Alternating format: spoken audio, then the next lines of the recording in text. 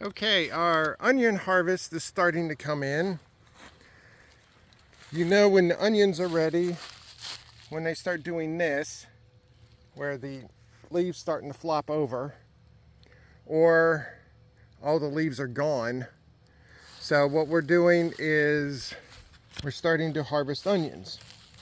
And a couple of garlic are ready also, but we're not really doing the garlic right now.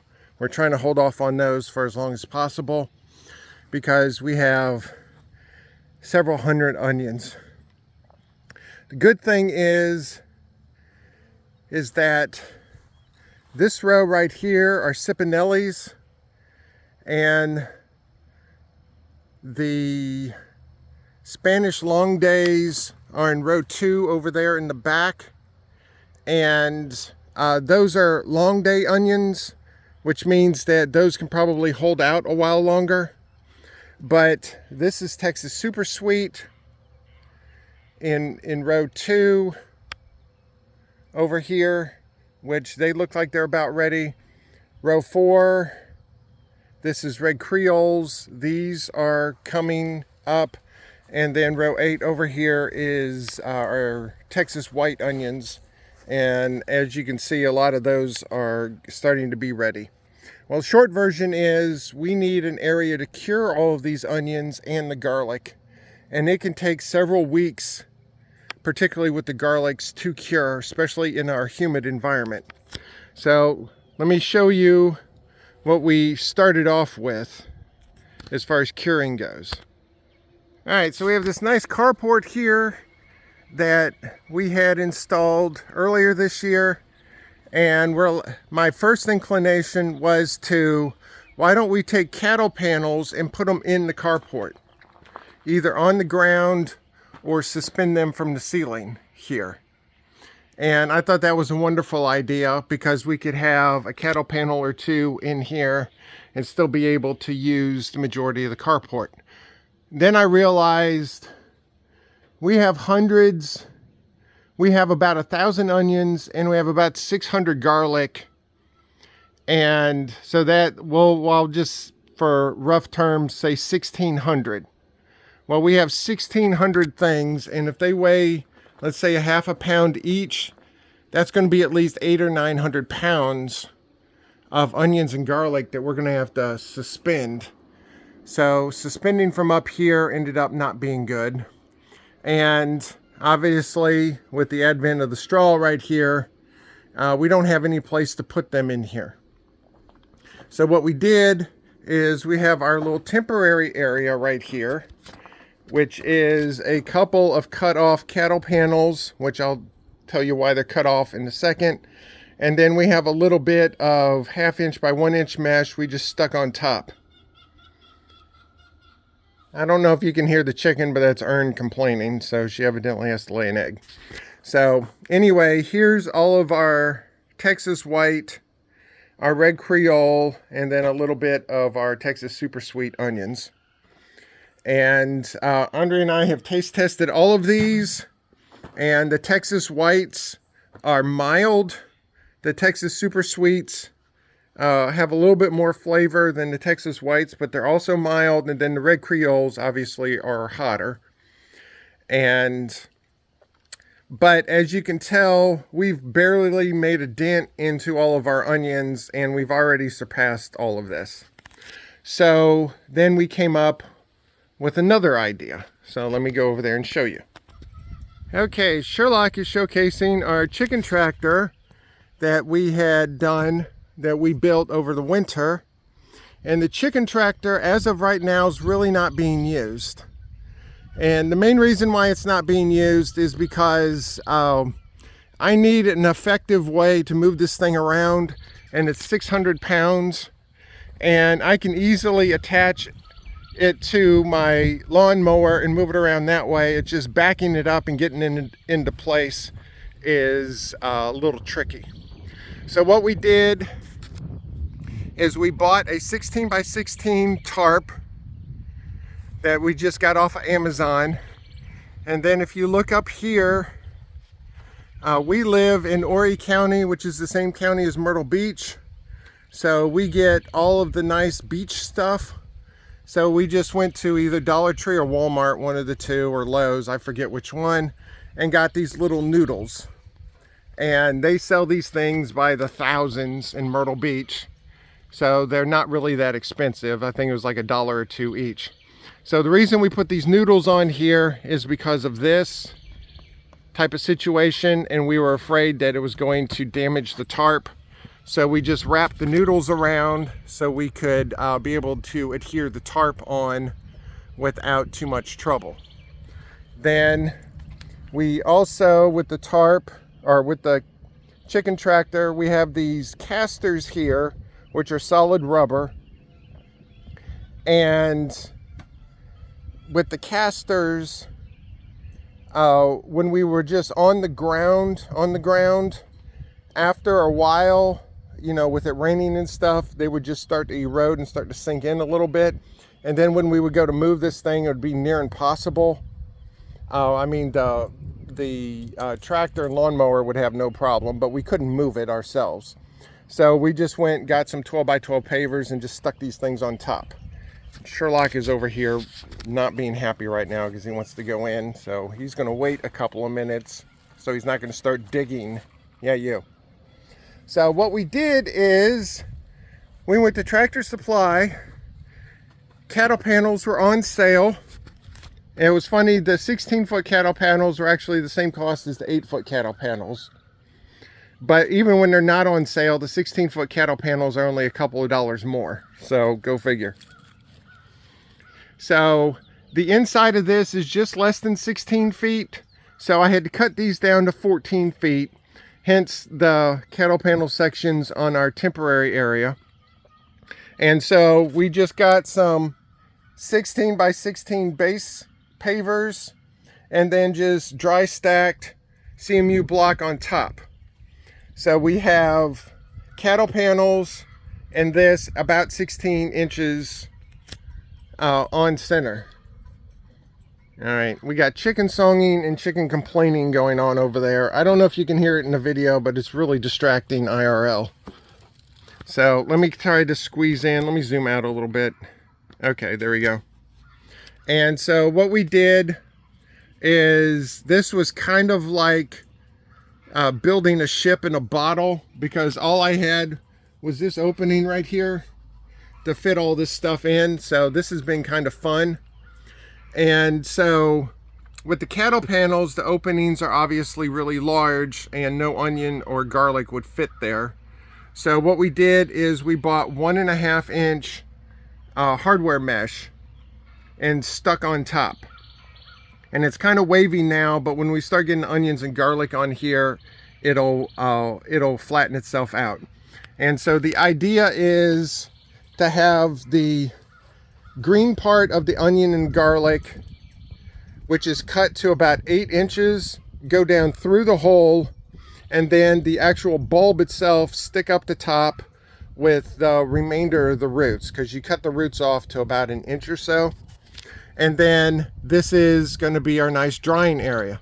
As you can see, it's a tarp, so it's covered, so it's got no sun. We bought some cheap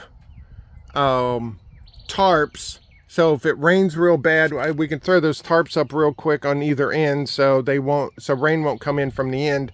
It did monsoon a little bit over the weekend, over Memorial Day weekend, and Andre and I actually got caught out here, and so we got to witness some pretty substantial rain there for a little bit, and this thing held up like a champ. And no rain really came in, but just to make sure, we got the tarps anyway. And then when it's done raining, just take tarps back off. So I have as my stepmother would say, I have an idea for that, on how to put these on either end. And then earlier this year, when we just had finished the chicken tractor, we had a tarp on it, and we just had it sort of attached to the coop, but it wasn't braced at all. It was just sitting there because I'm like, this thing's 600 pounds, it's not going to move. Well, guess what? Wind gusts came in, and it moved this thing probably about 30 feet. and it let the chickens out at the same time, so we had to go corral them. The chickens were loving life because they got to run out and do a little free ranging. And so that actually started us free ranging the chickens in the evening time. So from about 7:30 to 8, when we can, we let the chickens out just to roam around. The dogs are not out during that time because they're still not good with the chickens. I'm just showing Sherlock here because he likes to roll around in the dirt. So what we did is, since we're in Horry County, which is hurricane territory, we had a shed, just a Shelter Logic shed that we had for temporary storage. And we had that thing for about 1 year and 4 months before a big windstorm came in and just ripped it to shreds. And so we still had the anchors for that, which is what this is now. So I have an anchor at all 4 corners, and I have it tied. So if this thing gets into a wind situation and starts moving, then the anchors will keep it in place. Or at least that's the theory. Now this won't help in like a hurricane, but just like a standard thunderstorm or something, then that should work out good.